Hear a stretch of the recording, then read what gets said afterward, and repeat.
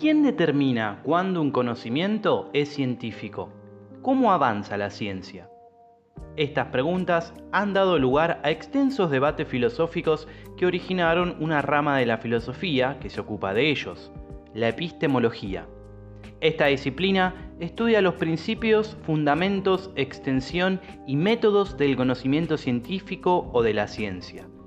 Si nos familiarizamos con algunos de los conceptos centrales de la epistemología, podremos comprender que el establecimiento de la diferencia entre el conocimiento científico de otras formas de conocimiento ha sido un proceso largo, gradual y complejo.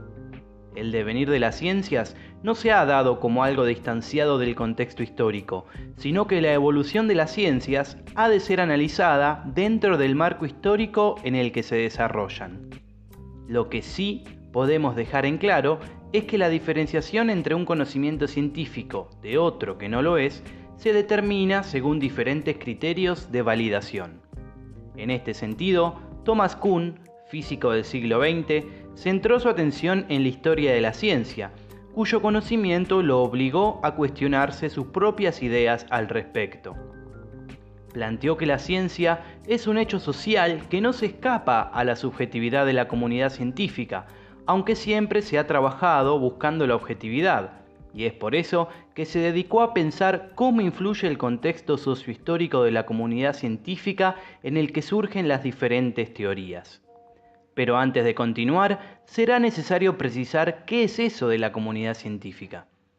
Existen diversas formas organizativas mediante las cuales la red de científicos se articula y se singulariza, bajo el término genérico de comunidad científica.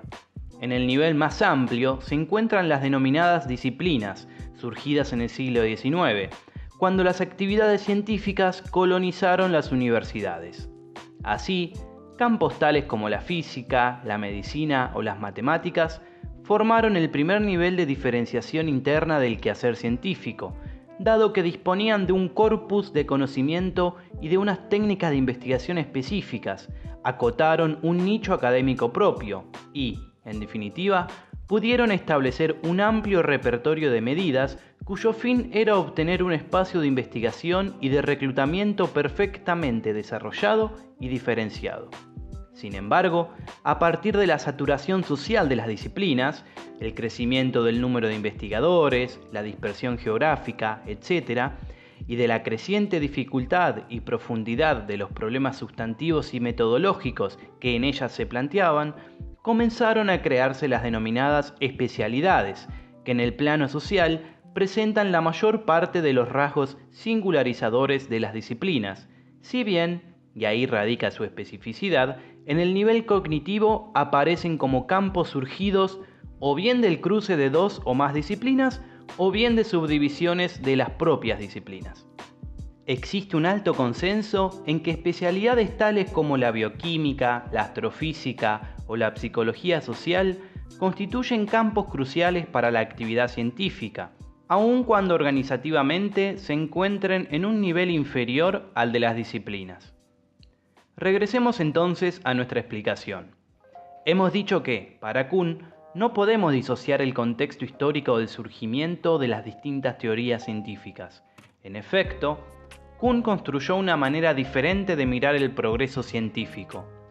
Destacó que la comunidad científica pasa de una estructura teórica a otra, a la manera de una conversión religiosa. Estas estructuras teóricas son denominadas por Kuhn paradigmas. Esta palabra proviene del griego y significa modelo, ejemplo, caso, tipo.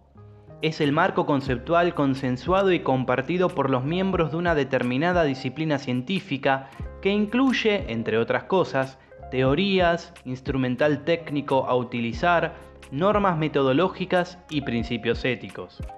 El paradigma es lo que legitima el trabajo de los científicos dentro de una determinada tradición en la manera de hacer ciencia. Coordina y dirige las actividades para resolver los problemas en los cuales dicha ciencia se ocupa. Según esta posición, el progreso científico se va dando en la medida que cambian los paradigmas. Para este autor, las etapas del desarrollo del conocimiento científico pueden resumirse en 6. La presciencia, la ciencia normal, la crisis, la revolución científica, la nueva ciencia normal y la nueva crisis. Durante la etapa de presciencia no hay dentro de la comunidad científica consenso acerca de un paradigma y dicha comunidad permanece atomizada o dividida.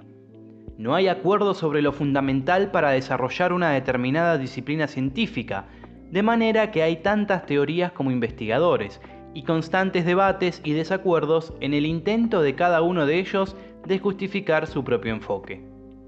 La siguiente etapa, la de ciencia normal, está marcada por el consenso al cual se llegó acerca de lo fundamental y la adopción de un paradigma que se considera adecuado para resolver los problemas que surgen en una investigación científica.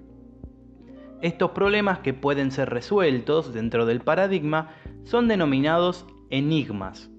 Dentro de esta estructura teórica, el científico no debe criticar al paradigma en el que se basa para trabajar, y un aspirante a científico se pone al corriente de los métodos, las técnicas y las normas del paradigma, resolviendo problemas normales, efectuando experimentos normales y finalmente haciendo alguna investigación bajo la supervisión de alguien que ya es un experto dentro del paradigma. Dentro de la etapa de ciencia normal se hallarían, por ejemplo, las ciencias naturales como la física, la química, la biología, etc. En la etapa de presciencia se hallaba la psicología a principios del siglo XX, cuando su comunidad luchaba por desligarse de la medicina y se hallaba dispersa en diversas escuelas que no lograban ponerse de acuerdo. La crisis del paradigma se produce cuando aparecen anomalías, es decir, problemas que se resisten a ser resueltos dentro del paradigma. El paradigma se ve afectado en lo fundamental con la aparición de anomalías numerosas, reiteradas, profundas y resistentes. La crisis también se relaciona con la aparición de alguna urgencia o interés social, político, económico o militar. Cuando esto sucede, se entra en un periodo de inseguridad profesional marcada, en el que los científicos comienzan a debatir arduamente y su confianza en el paradigma se debilita. Toda esta crisis se agrava cuando aparece un paradigma rival. Un paradigma rival es una estructura teórica diferente e incompatible con la anterior. Se dice que es inconmensurable, que no tiene punto de comparación con el paradigma anterior. Si se dan estas condiciones, todo está listo para que se produzca una revolución científica. Mencionemos algunos ejemplos.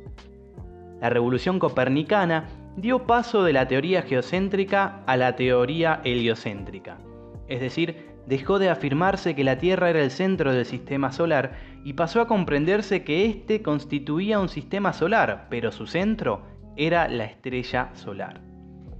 Las ideas de Charles Darwin de la selección natural y la evolución de las especies quiebran con el anterior paradigma del creacionismo. La revolución atómica, a raíz de los descubrimientos y modelos atómicos de John Dalton, el primero con bases científicas, Joseph Thomson, donde los electrones se hallan dentro de la masa positiva, y Ernest Rutherford, que distingue entre el núcleo central y una órbita de electrones a su alrededor, dejan atrás el primer modelo atómico postulado por el filósofo griego Demócrito. La teoría genética de Mendel echa por la borda la poco rigurosa teoría de la herencia por mezcla de sangre. Las leyes de Mendel explican cómo se transmiten por herencia genética las características de los organismos progenitores a sus hijos, que hasta entonces se creía que sucedía a través de una mezcla de fluidos corporales. Por último, Sigmund Freud, con su obra La interpretación de los sueños, establece una verdadera revolución psicoanalítica, puesto que destaca que los actos de los seres humanos no son conscientes, sino que su fundamento radica en un inconsciente al que no es posible acceder a excepción de lapsus, actos fallidos, chistes o sueños. Ahora bien, para Kuhn, cuando los científicos adhieren al nuevo paradigma, se da una conversión religiosa. Para que un científico considere que una estructura teórica es superior a otra, intervienen muchos factores, y muchos de ellos no tienen que ver con lo estrictamente científico, sino con algunos aspectos sociales, lo que produce además un cambio de mentalidad repentina que opera en el científico. A partir de allí, ya no ve el mundo como antes, sino que ahora es como si viviera en un mundo distinto. Por ello, el nuevo paradigma, la nueva estructura teórica, delimita un nuevo marco conceptual a través del cual se ve el mundo y se lo describe. Las etapas de la nueva ciencia normal y de la nueva crisis se equiparan a las etapas de ciencia normal y crisis. Es decir, el ciclo de etapas puede volver a comenzar hasta llegar a la última y así recomenzar sucesivamente, pero nunca retornando a la etapa de presciencia. Finalmente, podemos decir que, para Kuhn, la ciencia progresa a través de las revoluciones científicas que se producen al cambiar de paradigma, y no por un proceso acumulativo de conocimiento y de leyes o teorías como plantean los modelos tradicionales. En síntesis, Thomas Kuhn explica el desarrollo y la evolución de las ciencias siempre dentro del marco histórico, recurriendo a tres conceptos clave: los de paradigma, anomalía y revolución científica. El paradigma, que generalmente se lo entiende como la forma de hacer algo bien, rápido y eficientemente, como una forma que garantiza el éxito, como un patrón o modelo, en este caso es repensado en el plano de las ciencias como el conjunto de teorías que son reconocidas como válidas por la comunidad científica en un momento histórico determinado. Si bien los paradigmas sirven como guía de la investigación científica, rigiendo y dirigiéndola, presentan la desventaja de provocar una ceguera o limitar al investigador ante nuevas ideas, imposibilitándole encontrar otra solución a los problemas fuera del paradigma vigente. Sin embargo, una anomalía, un problema recurrente que no puede ser superado y que conduce a la confusión, es la ocasión para que la ciencia se aparte del paradigma vigente y busque una solución fuera de él. Cuando una nueva teoría es capaz de dar cuenta de la anomalía y aquella es aceptada por la comunidad científica, nos encontramos ante un cambio de paradigma, ante una verdadera revolución científica. Todo esto nos enseña que, para buscar nuevas ideas, es indispensable ubicarse al margen, o por lo menos en lo que atañe al pensamiento científico.